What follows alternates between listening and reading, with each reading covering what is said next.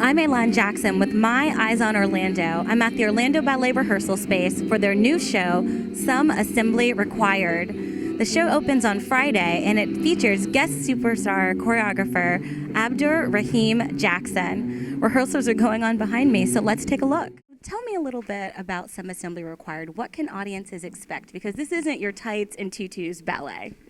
Some Assembly Required is a program with 4 different choreographers in it and a range of different styles and music selection that just shows the different facets of people's training and ideas in one program. So it stretches the audience participation from seeing something fresh and updated and kind of contemporary so that they can stretch the audience imagination of what ballet.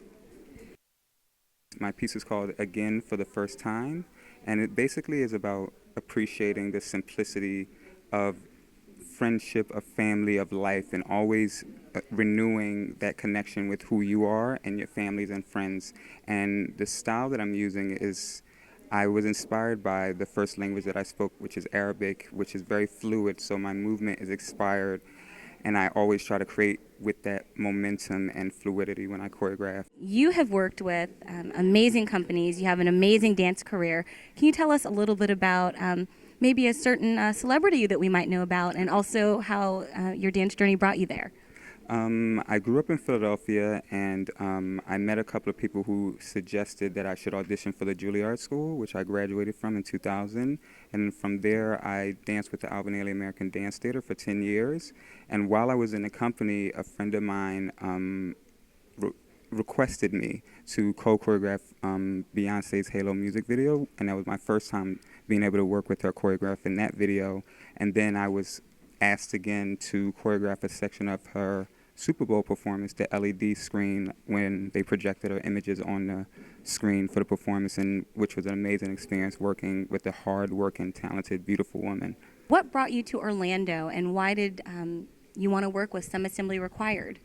Robert Hill is a friend of mine. When I was in the Alvin Ailey company, he taught company class, and I knew of Robert Hill because when I was at the Juilliard School, I would go see him perform in the American Ballet Theater, and I had a connection with him that he didn't know before I knew him. And then when he taught company class, he saw a work of mine that I did on my wife, and we just really bonded and stayed in contact. And he called me last year and said, I think I have a program that will be unique to your style of movement that you can incorporate in this program. So that's how I got here.